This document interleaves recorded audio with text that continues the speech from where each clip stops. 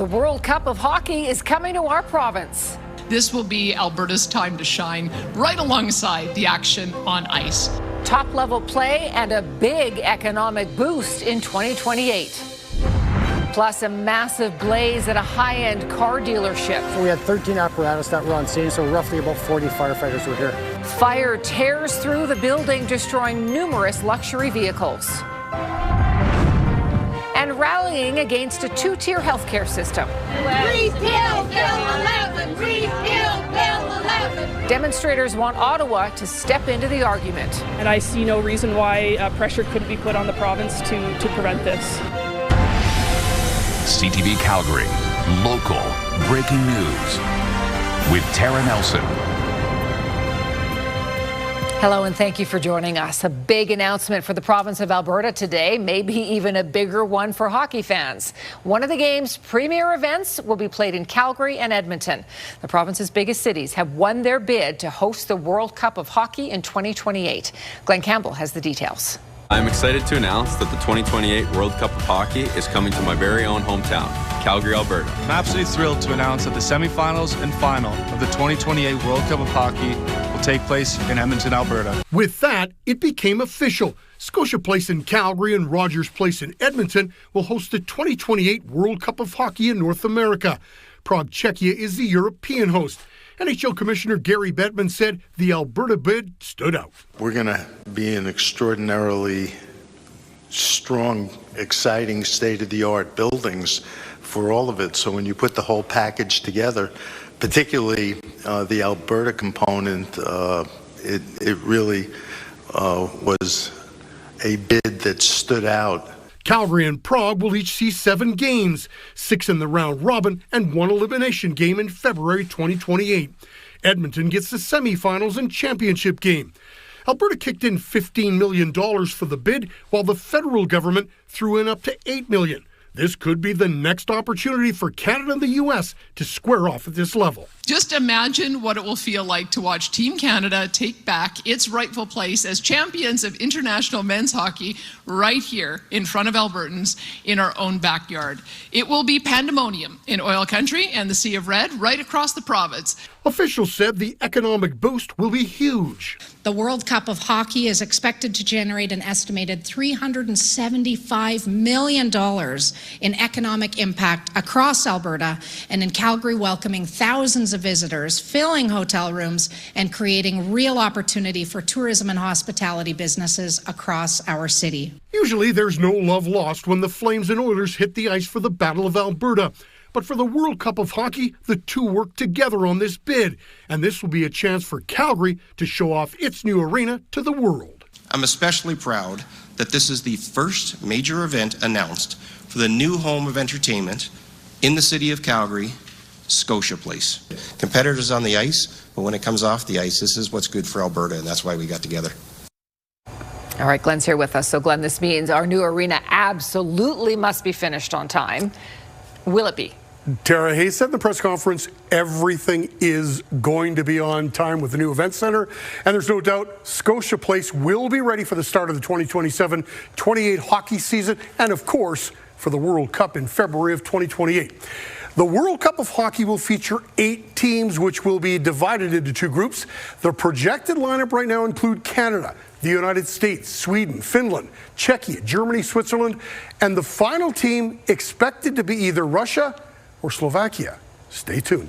Tara? Okay, Glenn, thank you. An early morning fire in southwest Calgary caused millions of dollars of damage. And as Kevin Green reports, it has rocked Calgary's high-end car community to the core. Explosions and flames as a car dealership on 1A Street Southwest caught fire around 5 o'clock Monday morning. When fire crews arrived on scene, they found a blaze that was at first difficult to manage. Well, we called a second alarm fire, so we had 13 apparatus that were on scene, so roughly about 40 firefighters were here. The business burning is Kulu Motor Cars. It specializes in high-performance autos. They got millions and millions of dollars worth of vehicles in there, and like whole high-end, like electric vehicles, high-end Lamborghinis, Ferraris, and you name it, everything. Haraj Baraj manages the body shop across the street. He says the fire is a blow to the entire high-end car community. We do business with each other. So when I need something, I go to them. When they need something, they come to me. So we depend upon each other. On its website, Kulu Motors lists several high-performance cars like Porsches and Lamborghinis as being in stock. As the fire was knocked back, it became clear there was little left of anything in the showroom. One of the cars, an $800,000 Lamborghini hybrid vehicle, had a lithium battery, adding to the difficult nature of the fire. Just because of all the vehicles that were inside and the deep-seated fire and the instability of the building, that's what's kind of taken the time to get things under control. Fire crews kept spraying hotspots well into the afternoon, pumping an estimated 7 million liters of water on the site to keep it from reigniting. The city says this highlights the current need for water conservation. These are the kinds of situations that make it so important that we have a sufficient supply of treated water in our underground storage tanks. Because of the actions that you took last week to save water, we had enough available in our underground storage tanks. Firewalls spared neighboring businesses from being completely wiped out, but smoke and water damage is extensive. Yeah, it is a big hole for right now, but knowing these guys, they'll find a way to recover, and we'll get around this. We'll get through this. Kevin joins us from the scene tonight. Kevin, have fire officials told you anything about how this might have started? No, just a few minutes ago, you can see the firefighters are still behind me. They've been putting out hot spots still inside there. Fire investigators were here throughout all of the afternoon looking for the cause of the fire today and the location where it started. They haven't determined that yet. And as for the cost of this blaze, well, they haven't released a number yet, but just based on the cars that are inside there, it'll be in the millions, if not tens of millions of dollars. Tara? Wow. Okay, Kevin, thank you. Water use by Calgarians and people in surrounding areas has climbed into the risky red zone. Yesterday, we used 504 million litres. That puts us above the safe threshold for the first time since water restrictions started a week ago. The city says it expected a small uptake because Sunday is usually laundry day for a lot of people. Meanwhile, water main repair is on schedule. 9 pipe segments are being reinforced on 16th Avenue Northwest near Sarcee Trail and 3 segments in Point McKay Park. We can't take our foot off the gas just yet, and the progress we've made so far is encouraging, but we still have a few weeks ahead of us before the shutdown period concludes. The boil water advisory is over now, though, for Spruce Cliff, Wildwood and Ross Carrick. On Friday, a water service line broke on private property. It was unrelated to the South Bearspaw feeder main. Residents and businesses can safely drink water now, but if you haven't used your taps in the past 24 hours, you should run cold water for 10 minutes first. The city has closed an exit in the southwest community of Bridlewood after years of safety concerns near a day home.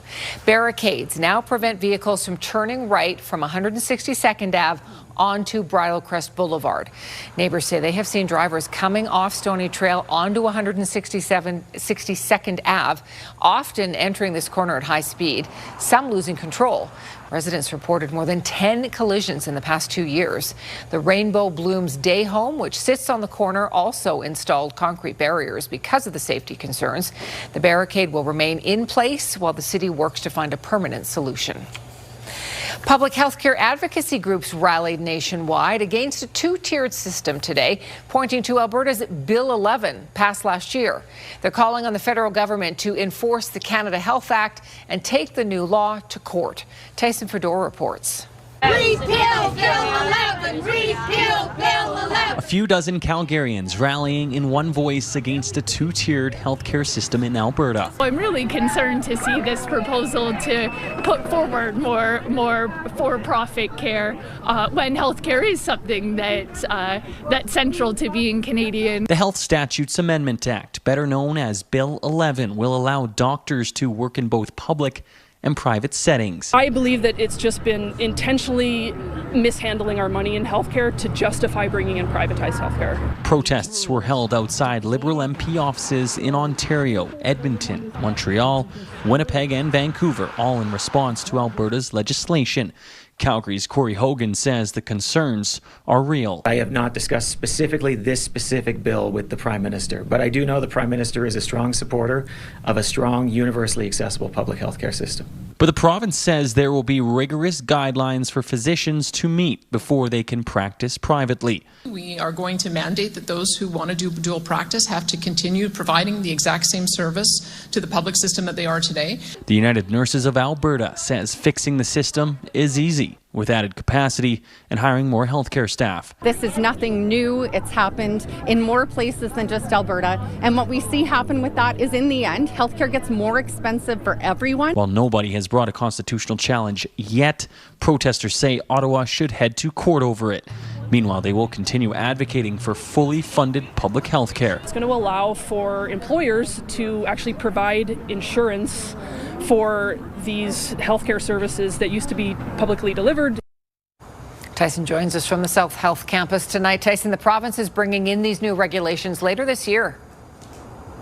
And Tara, the province saying today that those recommendations should be coming in the next several months. They could include guardrails such as looking at the specialties that would be offered along with the services offered. And of course, the biggest concern of all of this would be around physicians. The province and the Premier saying today that physicians, doctors, anyone in that field would have to spend a certain amount of time in the public system before they could participate in that dual model. At this point, Smith's government did reiterate today that this new legislation will help with access and reducing wait times. Tara? Okay, Tyson, thank you. You're watching CTV News, Calgary. A new cash injection will help the Workland Centre enhance Calgary's arts community.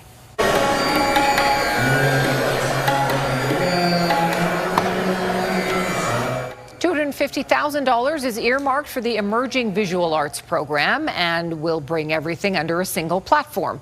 It's all part of TD's Incubator program, which supports emerging and mid-career artists with chances to network and share their work with each other. The Workland Centre says it'll help them keep artists in Calgary. I worry about the artist community in Calgary. I worry about young artists feeling like they need to leave the city to achieve artistic success. And so it's important to me that Workland Centre, in addition to investing in the hardware, in the physical infrastructure, that we're also investing in these artists learning and growing with us. The TD Incubator program was established in 2018. A very popular burger joint is opening soon in Calgary. Shake Shack is coming to Chinook Centre this spring, the first in Western Canada. The U.S. food chain first started as a hot dog cart in New York City's Madison Square Park. It has 7 locations in Ontario. The business says Shack burgers in Calgary will be made with Alberta beef and will also source Canadian chickens and dairy products. More details on its official opening date are expected in the coming weeks. Let's bring Danielle in now. A big shift in temperatures are coming our way. And now I'm hungry as well. All right, yes, the winds have already kicked in parts of the province. If you get the headaches, this will be a time that you'll feel it for sure. So we're already over 100 kilometers per hour. So 106 is where we maxed out so far in Pincher Creek, Lethbridge closer to 90. Calgary, as you can see, nothing there. That's because we haven't had a gusty day, so no gusts registered yet. Tonight, the winds are going to pick up to 80 kilometers per hour. So we don't have the gust right now. We're calm winds. We're sitting at 8 degrees. The sun is out, but 50 to 80 kilometer per hour gusts throughout these next 24 hours, certainly possible. Lots of sunshine tomorrow, and those gusts will kick us up to 15 degrees. And believe it or not, we'll get even warmer than this in the coming days. I'll show you that just ahead. Thank you, Danielle. Just ahead, a shocking attack this weekend on the highway. It happened Saturday afternoon just south of Leduc. A man was shot in broad daylight, but police have no images of the suspect vehicle. And a Calgary family desperate to help their 8-year-old daughter facing a life-threatening illness. We have the details just ahead.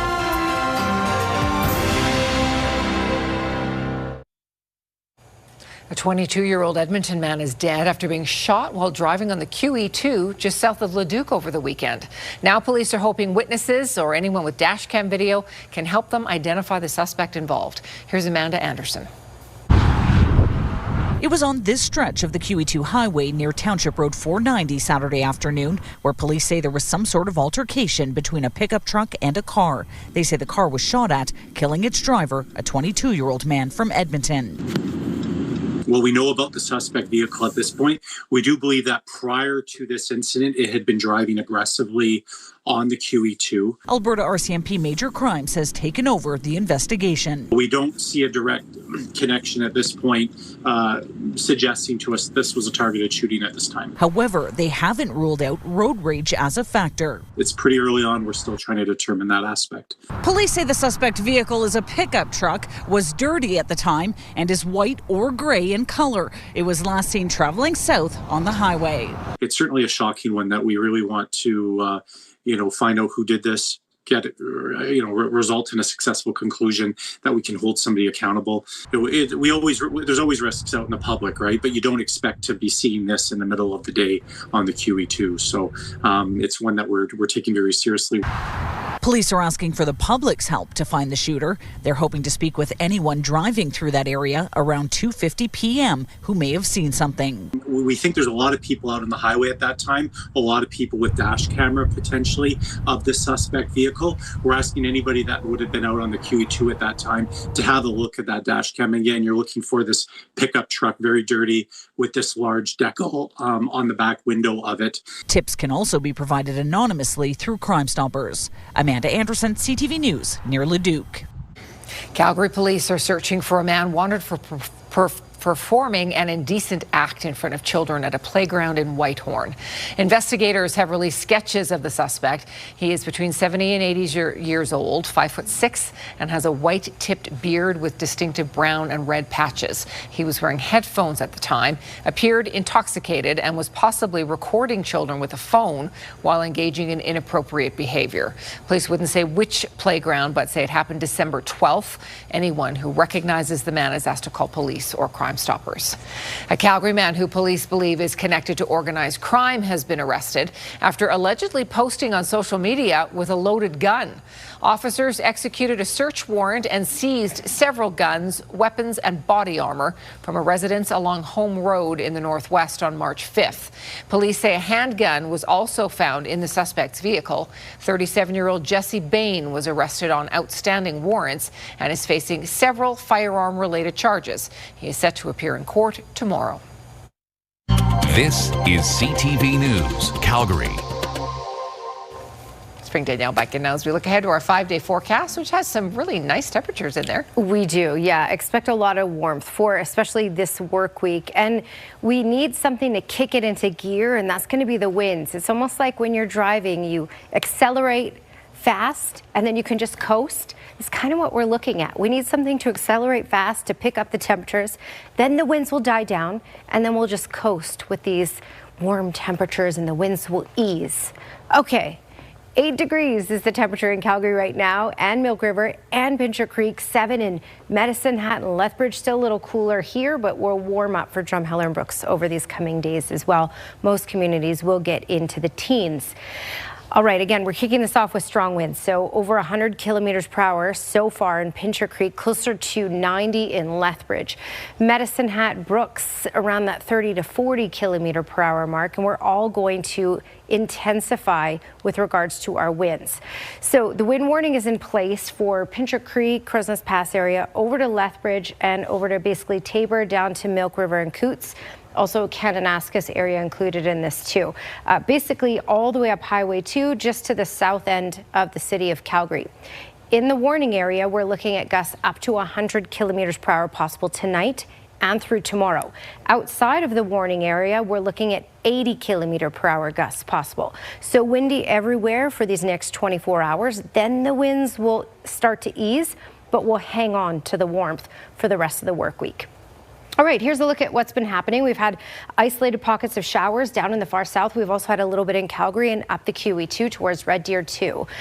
This will basically make its way out tonight, and then we're looking at stability. We're looking at stability because of this. The jet stream's going to shift up to the north. We're going to be under a ridge of high pressure. So we're going to get a push of warmth from the southwest. That's going to warm up the temperature, and we're going to stay warm for the rest of this work week. And not just warm, it's going to feel like the middle of spring with these temperatures.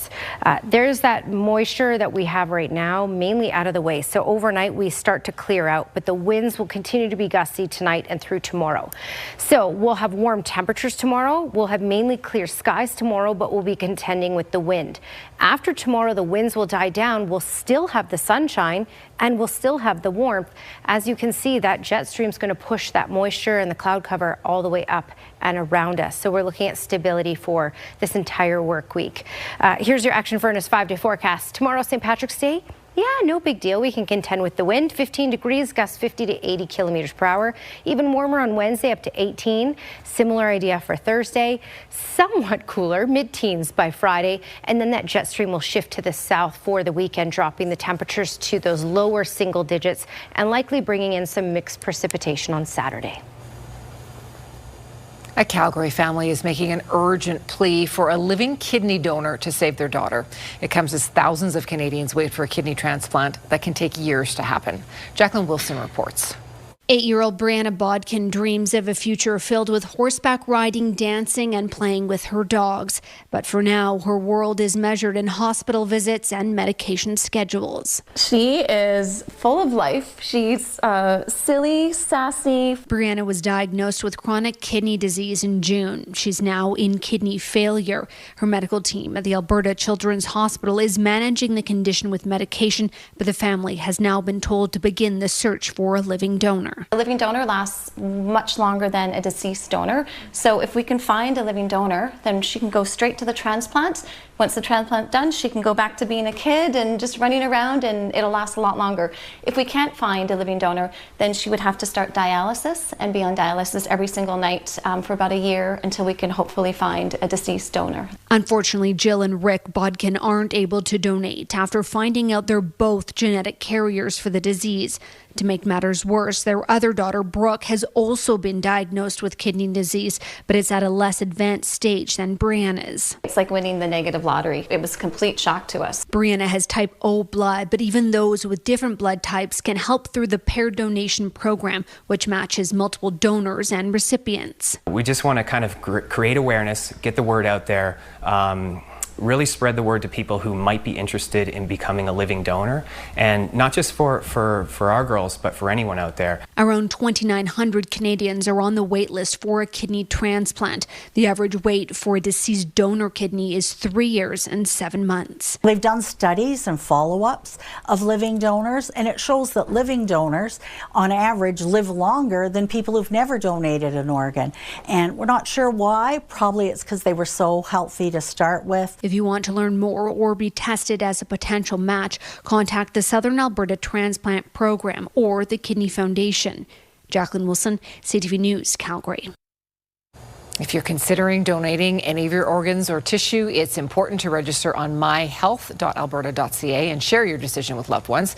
Just one donation can save up to 8 lives and make life better for up to 75 other people.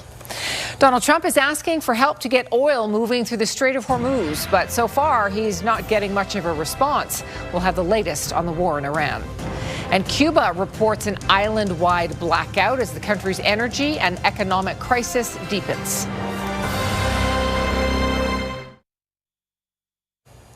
U.S. President Donald Trump is urging other nations to step in and help secure safe passage of oil tankers in the Strait of Hormuz. But so far, no one has fully signed on. With oil prices skyrocketing, the U.S. president is under pressure to get tanker ships moving again. He's called on NATO allies and countries like China to provide military support in order to reopen the strait. Japan, Italy, Australia, and Canada have all said they will not participate. Canada's not involved in the prosecution of this war, and Canada has no intention of being involved in the prosecution of this war. It comes as Iran's drone attacks continue. This one was near the Dubai International Airport. Iranian officials said today they have not requested a ceasefire with the U.S. and have prepared for what could be a lengthy conflict. The U.S. president is never shy about attacking allies, calling out NATO nations and putting pressure on them to get involved in this war. Joy Malbon reports.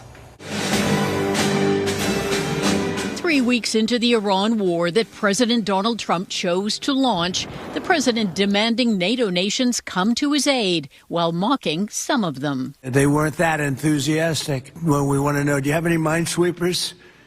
Well, would rather not get involved, sir.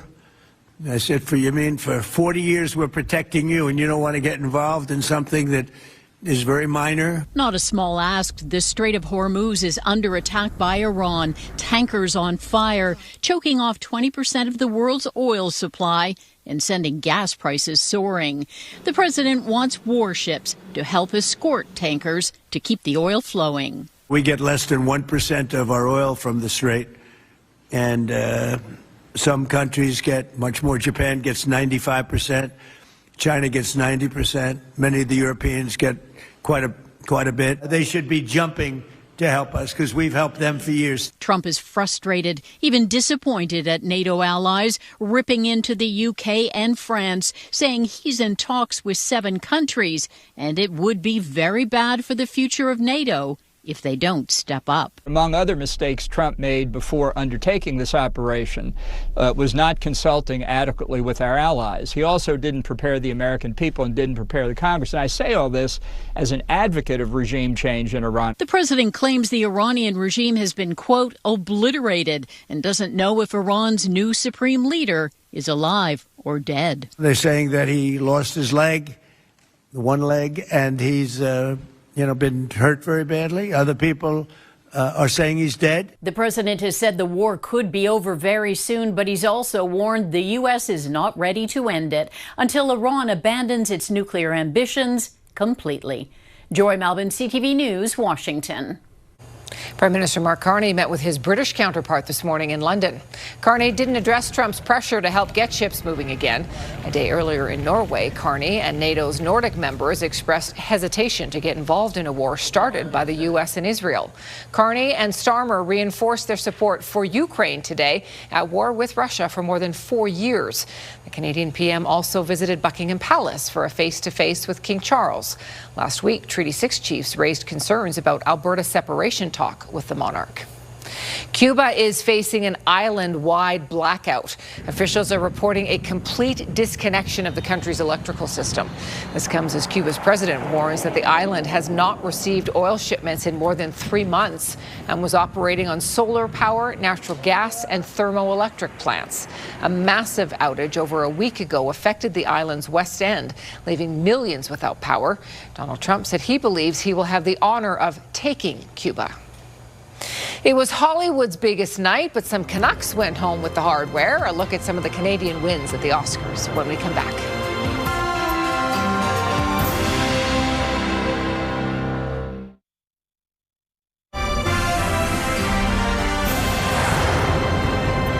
Calgary's Indigenous housing program has awarded millions to build 379 homes for Indigenous Calgarians.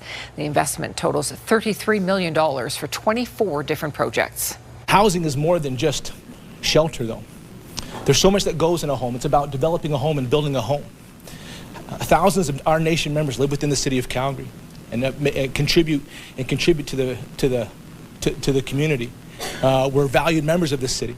And being able to provide housing is not just about housing, it's about restoring stability. Some of the organizations that will benefit from this investment are the Aboriginal Friendship Centre of Calgary, Métis Calgary Family Services, Stoney Nakoda Tsuut'ina Tribal Council, and Siksika Nation. A new early learning center has opened in Northwest Calgary. It's located at the Louise Riley Public Library and is the 14th early learning center in Calgary. The play-based spaces support literacy and skill development for children up to 5 years old. The new space at Louise Riley Library is also unique in that it's designed specifically for kids with sensory needs. Officials say there is a big demand for the space in the community. So typically when we open a new early learning center, we see a 400% increase in visits. So we are excited to welcome lots of kids and families into the space, and we know spring break will bring even more. 2 more ELC locations are scheduled to open in 2027 and 2028. A big night for Canada at the Oscars. The Girl Who Cried Pearls. Montrealers Chris Lavis and Maciek Szczerbowski's stop-motion masterpiece tells the story of an impoverished boy who falls in love with a girl whose tears turn to pearls. It's a tale of choice between love and greed told through puppets, set in 20th century Montreal. Filmmaker Maggie Kang also won the Oscar for Best Animated Feature. Kang grew up in Toronto. She co-directed the musical fantasy K-pop Demon Hunters, which is the most viewed movie in Netflix history. Wow. Good for them. Yeah. Well, some 2,000-year-old currency seems to have almost traveled through time, ending up as bus fare. Okay, so this coin was recently donated to a British museum by a man who says his grandfather, who was a transit employee, gave it to him in the 50s because someone used that rare piece to pay for their bus ride. He realized this is no regular coin, and he's right. It dates back to 1 BC, where they say it was produced by the Carthaginians, an ancient civilization on the Spanish coast. So this man's had it for 70 years. It was his granddad's gift, but he's given it to the museum, and it's now going to be studied and displayed at the museum. What a piece. That's pretty cool. I feel like we all have these weird kind of coins that we don't know where they're from or what they are. We need to look closer. Yeah. We should. Well, antiquing is all about those quirky finds, and this one might just take the cake in New York. So shoppers spotted a live owl napping on a shelf. This sleepy little screech owl was cozied up next to another bird, a chicken-shaped cookie jar. Department of Conservation officer. See, you could walk right past that and think that was just another thing for sale. Wanted a place to snooze, that's in there. all. Yeah. Oh my goodness. Yeah, the conservation officer came and got it and released it into some nearby woods. You wouldn't expect to see it there, but there it was. He looked happy there. It was cute. I thought he was a stuffy. I know, yeah. Well, you know that feeling when something tastes really, really good.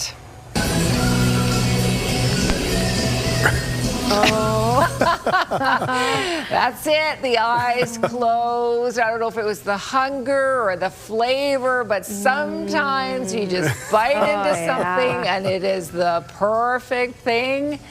Yeah. And then happiness. Yeah, that little guy just experienced it. It's like burger time. That's the second burger story we've had in our newscast tonight. That and this made us crave a burger now. Absolutely. We better not go outside and smell barbecue in the air. That's going to be torture. Trouble, right? Right. Well, artists fear the impending threat of artificial intelligence. Many are gathering at a conference in Banff to target the downside and look for an upside of AI. We'll take a look too.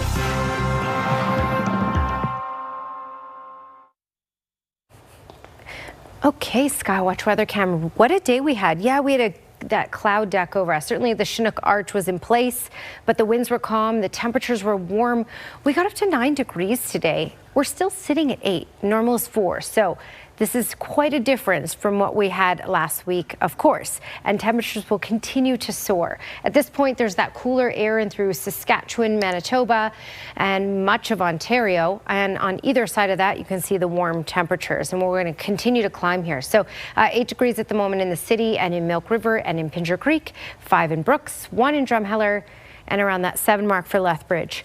Okay, when we look at the winds today, it was calm in Calgary, but it was certainly gusty in this corridor here. This is what you can expect tonight and tomorrow as well in this area, up to 100 kilometers per hour. That's why the warnings are in place from Tabor, Lethbridge, Pincher Creek, Crozes Pass, up Highway 2 to basically Okotoks, and then including K Country as well. So 100 kilometer per hour gusts possible tonight and tomorrow in these areas. Outside of these areas, 80 kilometer per hour gusts. So we're looking at windy everywhere. This rain is making its way out, and then it will be dry tomorrow, so lots of sunshine. 10 to kick off the morning because temperatures will increase while we're sleeping because of those winds, and then up to at least 15 in the afternoon. That is your 24-hour forecast brought to you by Action Furnace. Fix right or it's free. Okay, taking a little look around, 14 for Salmon Arm tomorrow, 17 Kamloops and Kelowna, 12 in Edmonton. These are very warm temperatures everywhere for this time of year. Calgary, not sure why it's showing snowflakes. We're looking at mainly sunny skies tomorrow, but yes, excessively gusty south of the city. Tara? Thank you, Danielle. The World Cup of Hockey is coming to Calgary in 2028. We'll share hosting duties with Edmonton and Prague. Tourism Calgary says the event will have an economic impact of $375 million province-wide. A massive fire has destroyed a high-end car dealership in the southwest. Millions of dollars worth of Porsches, Lamborghinis, and other cars are gone. And the city is asking residents and businesses to keep up water-saving efforts as demand rises into the risky red zone. Meanwhile, repairs on the Bears Paw feeder main are on schedule. The evolution of artificial intelligence has created many questions for many industries. Artists, for one, want to know how they'll be compensated when their work is used by the emerging technology. An AI summit in Banff is looking for those same answers. Tyler Barrow has more. Where arts meets artificial intelligence. This acrobat is having her movements followed by an infrared camera, creating a silhouette. I think it's better to learn how to use these tools and experiment with it. But as his theatrical company found use for AI, others in Banff for the National Artificial Intelligence Summit found reason for concern. Representatives from the music industry want proper compensation when their work is used on AI platforms, similar deals musicians and producers have with YouTube and Spotify. We embrace innovation. It's really important. But we also need to make sure that songwriters are paid. Many remain apprehensive when it comes to AI. The Indigenous Curatorial Collective organization recently took down work from a cloud system so AI sites couldn't capitalize on it. We need to have our own data sovereignty and be able to put it in a secure space. Copyright issues along with compensation are a few of the topics stakeholders are looking to address. The summit hosted by the Ministers of Canadian Identity and Culture and AI and Digital Innovation. There's anxiety and opportunity. Approximately 300 individuals from the tech sector, academia, arts, and other areas of culture are here to help ensure Canada shapes global conversation around responsible AI. Listening to the culture community as we come up and design our legislation on privacy and trust, and as we design our AI strategy to build the economy of the future. The summit comes a day after Canadian Will Arnett gave an impassioned speech regarding humans' roles in animation at the 98th Academy Awards. We're celebrating people, not AI, because animation, it's more than a prompt, it's an art form and it needs to be protected. Currently, Canada's AI sector employs 150,000 people, while another 800,000 work in digital industries. Those are the fastest growing areas in the country. Tyler Barrow, CTV News, Banff. Solomon says the country's enthusiasm toward AI is lagging. According to him, Canadian companies have a 12% adoption rate of artificial intelligence, putting us at the bottom of OECD countries. Inflation slowed down in February. Statistics Canada reports the rate dropped under 2%. BNN Bloomberg's Marla Fernandez has more. Inflation for February came in at 1.8%. Part of the reason for that is the tax holiday that started at the end of 2024 carried through to mid-February of 2025. But experts say this could be the calm before the storm. The recent spike in energy prices will work its way into the inflation number for March. Reuters is reporting Meta will lay off 20% or more of its workforce. The owner of Facebook and Instagram wants to offset the massive amount it's spending on AI. It plans to spend about $135 billion US just this year. Meta calls the report speculative. Encyclopedia Britannica suing OpenAI, accusing the company of using its online articles to empower ChatGPT. That, Britannica says, cannibalized their own web traffic. OpenAI says it used publicly available data to drive ChatGPT, calling it fair use. The encyclopedia company didn't say how much it wants in monetary damages. Here are the closing numbers for the day. The Canadian dollar is up to 73.10. West Texas Intermediate is down over $5 to 93.37. Western Canadian Select is up over $2 to 82.19. And the TSX gained back 334 points today. Those are your business headlines. I'm Marla Fernandez. Taber has been named a provincial winner in the Kraft Hockeyville competition, which will help a bit with arena repairs. In December, there was a Zamboni explosion at Taber's ice rinks. It will cost nearly $20 million to rebuild the arena, and the town is hoping for some federal funding. Also helping with costs is the Hockeyville contest. On Saturday, Taber was announced as the provincial winner, which comes with $50,000. The winner of the national final receives $250,000. Canada is off to a strong start at the Women's World Curling Championship. Glenn has highlights for us of the Denmark match today at Winsport. That's next.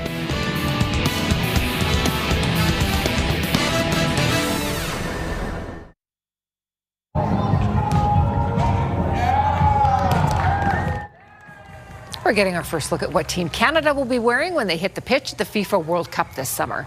Team Canada members Jonathan Osorio and Richie Laryea showed off the home and away kits. The home uniform features a two-tone red jersey with a maple leaf design.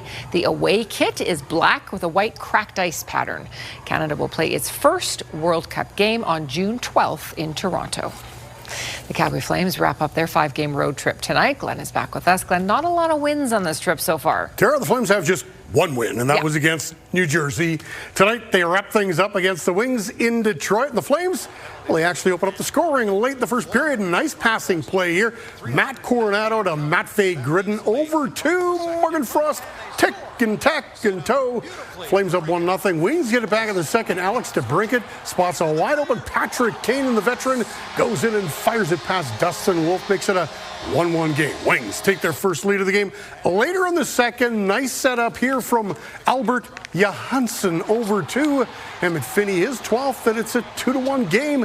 And though he's not done there in the second, DeBrincat spots Kane one more time, and he's going to deflect this one past Wolf. Flames struggling defensively in this game, but they do get that back right away. Matt Coronado has been snake bitten. He takes a shot, goes in off Moritz Seider, past John Gibson, his 15th of the season, 3-2. The Wings, though, round out the score in the second. They're on the power play. Moritz Seider from the point takes the shot, and it makes its way through. 4-2 for the Wings. That's where we stand heading into the third period of play. Well, it's been a great start for Canada at the World Women's Curling Championship over at Winsport. Carrie Anderson in her rink from Canada, 3-0 heading into this afternoon's matchup against Denmark. And this was a back-and-forth game. Madeleine Dupont and her team playing with just 3 this afternoon. They pick up the deuce in the fourth end. Of that game, the Danes a 4-3 lead. But Canada gets the deuce back right here in the fifth end. Anderson with a pretty simple hit and stick around for the pair. That's just what she does. So Canada retakes the lead. It's 5-4. Let's go to the 10th end. Canada line 3, and they've got the hammer. Dupont needs to get the shot rocked, but this one wrecks in front. So it's 3 for Canada. They end up with a hard-fought 9-6 victory over Denmark. And with the win, Canada improves to a perfect 4-0 at the Worlds. They're back in action tomorrow morning against Italy, and then they'll take on Switzerland in the night draw.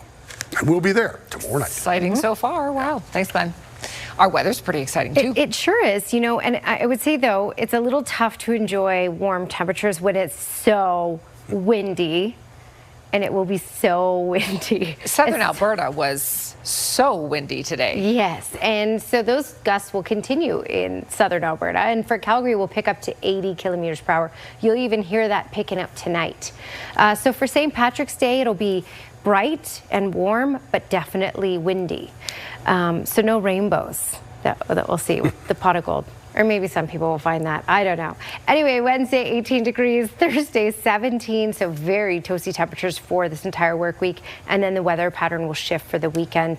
Temperatures will cool. Okay, weather window brought to you by Lux Windows and Doors. Crafting quality windows and doors for your style, budget, and Alberta's climate. And Marlene Mitchell, I hope I'm saying your name right, sent this in from Keoma. And this pretty much tells the story of most communities today with that massive Chinook arch in place, warmer temperatures, some snow starting to melt off, gusty. All those things. Thanks for your company tonight. Have a great evening. We'll see you tomorrow.